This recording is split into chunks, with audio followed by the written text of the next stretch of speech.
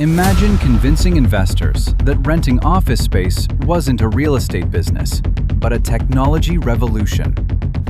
Imagine growing so fast that your company becomes worth $47 billion. Private jets, celebrity founders, massive parties, investors throwing in billions.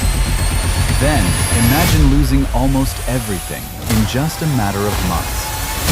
This is the story of WeWork, one of the most unbelievable rises and collapses in business history. To understand what happened, we need to go back to 2010. At the time, office culture looked very different.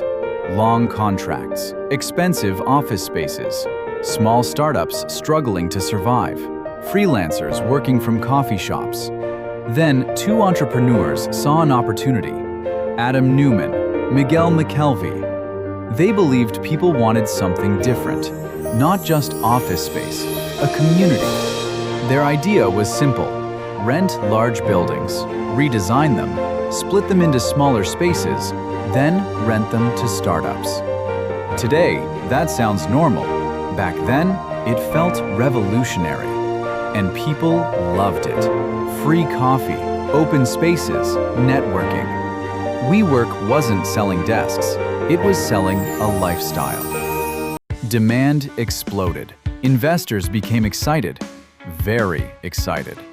Millions became billions. New York, London, San Francisco, Tokyo, Shanghai. WeWork expanded everywhere. Adam Neumann became the face of the company. He wasn't a typical CEO. He was charismatic, confident, energetic. He could walk into a room and convince people that WeWork wasn't changing offices, it was changing the world.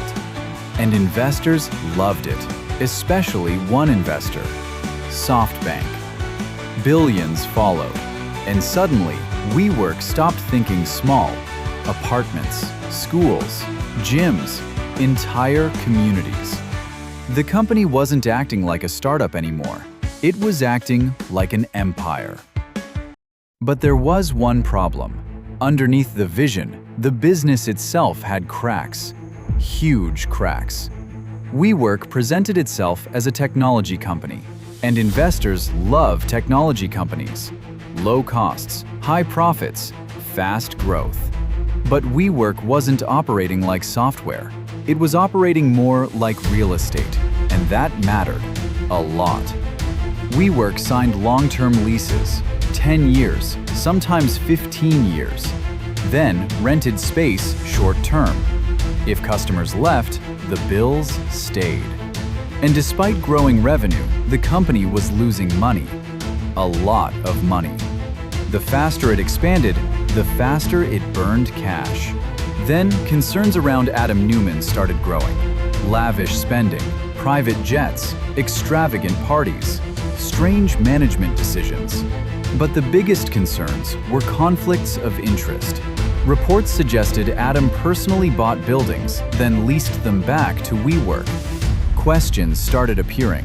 Was this responsible leadership? Or had excitement become more important than discipline? But during the boom years, many people ignored the warnings because the valuation kept climbing. 10 billion, 20 billion, 30 billion.